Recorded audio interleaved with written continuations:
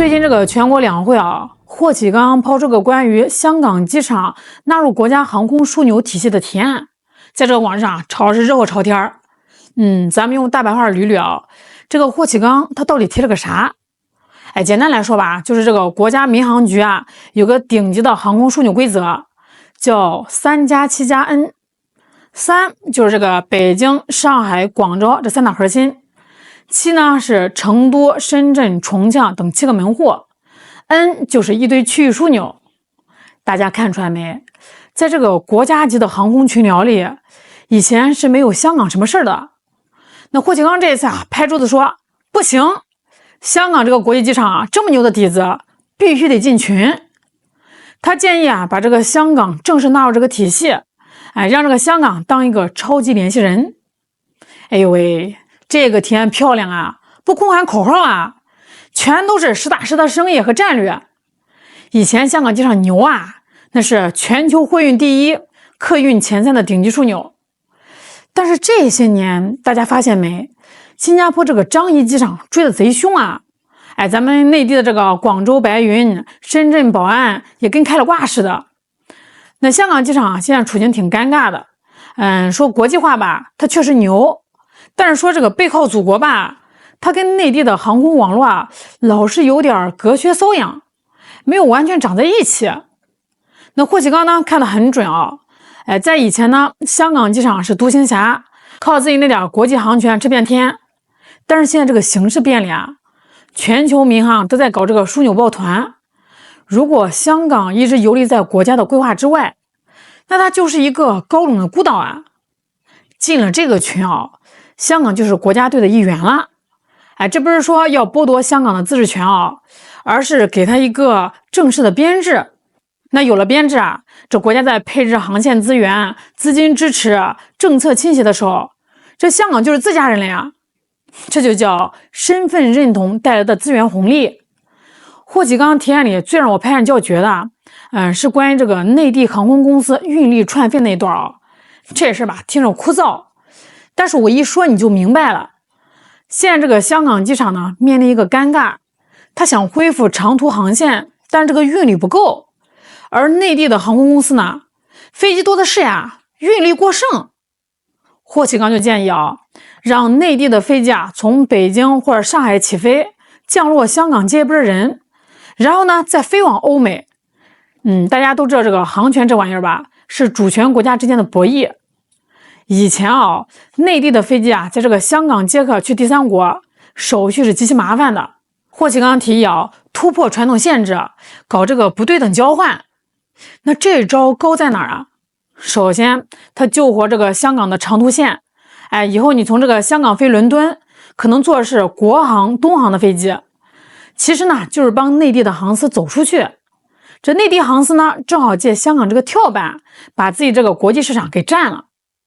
最狠的一点是这种内地、香港、国际的串飞，直接把大湾区的航空网络拧成一股绳。以后这个外国人想飞中国，或者说中国人想出国，这香港呢就是一个超级中转站。新加坡和东京还想结活，门都没有了。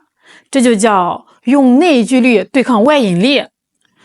这个提案里呢还提到了一个飞机零部件处理中心。那很多人都觉得不就是拆破烂吗？拆飞机那可是高科技一架退役飞机那上面的发动机、航电系统拆下来清洗、认证、翻新，那是一笔几百亿美元的生意那现在问题是，内地拆了国际不认，香港能拿国际认，但没地儿拆。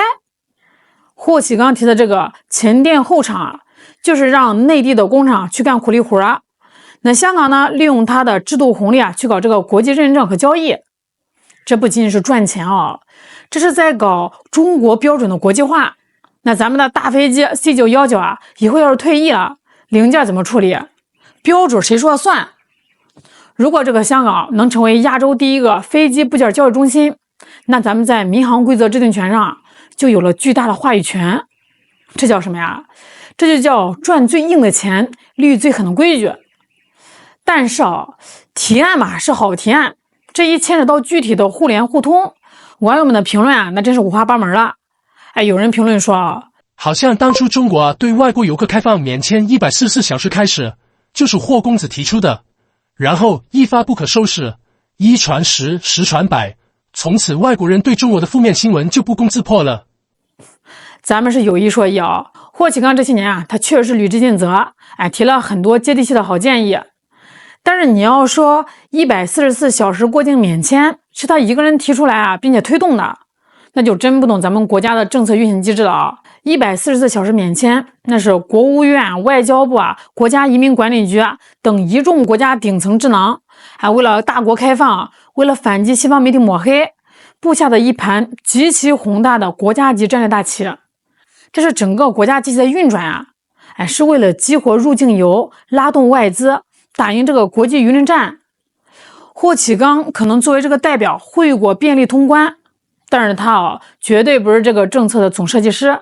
咱们夸人得有理有据，那这种造神言论一旦一传开一传十，十传百，最后不仅会让这个外网拿去当笑话看，还会抹杀了国家相关部门在背后付出的巨大努力。所以呢，我在这儿稍稍纠正一下，霍公子确实有担当的，但是免签大招的军功章属于咱们国家的大国定力和开放格局。那还有评论说鉴于香港驾驶实行国内的靠右行驶规则便于香港与大湾区的交通运输。哎呦喂，这条评论那就是典型的键盘上敲字容易，现实中改字要命这种观点在网上非常多，觉得既然要融合，你香港呢就得全面向内地看齐，连这个方向盘都得给我改过来。听起来很霸气，对不对？但是咱们得讲点现实逻辑好不好？这个香港从港英时期就定下了右驼车靠左行驶的规则，那大马路上的红绿灯啦、指示牌啦、立交桥的匝道设计啦、斑马线，甚至公交车上下的车门，全都是按照这个系统设计的。你要让这个香港改成跟内地一样的靠右行驶，你知道这意味着什么吗？这就意味着那整个香港的道路基础设施都要全部推倒重来那所有的汽车要么是报废，要么得花这个大价钱改装几百万司机的驾驶习惯都要强行逆转，短时间内的交通事故绝对会几何级的暴增，这个成本那是几千亿、上万亿的代价。大湾区融合从来不是简单粗暴的你必须变成我，一国两制的精髓就在于保留差异，利用差异。就像霍启刚这次提的这个航空布局香港保留它的国际规则，保留它独特的认证体系，那咱们内地利用它的体系去赚外国人的钱，这才叫真正的强强联合呀。你如果非得把香港的一切都同化的跟内地一模一样，那香港呢作为这个超级联系人的特殊价值也就彻底消失了。融合靠的是像港车北上、澳车北上那种制度上创新，而不是非得逼着人家换方向盘。还有这个网友评论说香港被殖民的后遗症不是一代二代人能消除的，想融入全国的发展，首先要消除香港人对国人的偏见，不能坐井观天的思想，要进步开放，这些不是一句话就能改变的，慢慢来吧。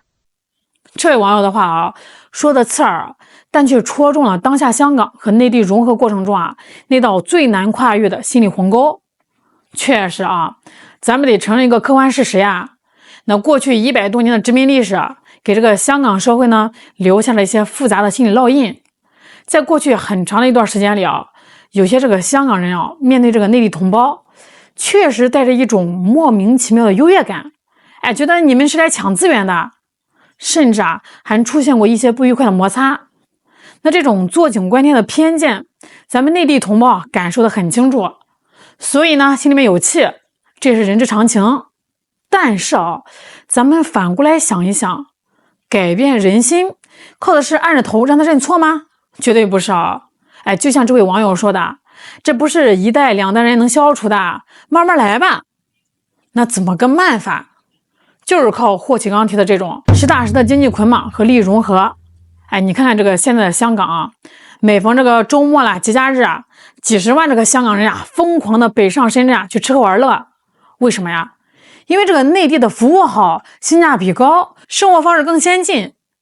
当他们真真切切的感受到这个内地的繁荣，当这个香港的机场必须依赖内地的航空公司才能复苏航线，当这个香港的年轻人啊，必须融入大湾区才能找到好工作的时候，那种所谓的殖民地优越感，在绝对的实力和生活品质面前，自然就不攻自破了呀。经济基础决定上层建筑，香港的这种后遗症吧，不需要咱们天天去骂，咱们只需要张开双臂，把这大湾区的蛋糕给做大。那当大家都在这个一口锅里搅马勺，都在同一个航空枢纽里赚钱的时候，这个偏见呢，就会在真金白银的合作中悄悄被瓦解。这才是霍启刚这套提案背后更高维度国家智慧。霍启刚这哥们儿吧，真的不简单，他不是那种只会参加宴会捡捡彩的豪门二代，他是在真真正正的思考，在2026年这个变幻莫测的时代，香港怎么才能不掉队？中国怎么才能利用好香港这块飞地去撬动全球资源？他的提案每一条都指向一个核心，让这个香港融入国家的发展大局。这不是一句口号这是关乎到每个人出行的便利、贸易的效率，还有咱们在国际民航界地位的尊严。我支持霍启刚的提案，更支持这种强强联手、错位竞争的思路。那大湾区要起飞绝对不能靠内耗，必须得靠这种你中有我，我中有你的深度嵌入。好了，今天就聊到这儿了。那这个事儿你们怎么看呢？欢迎在评论区聊聊。我是小兰，我们下次再见。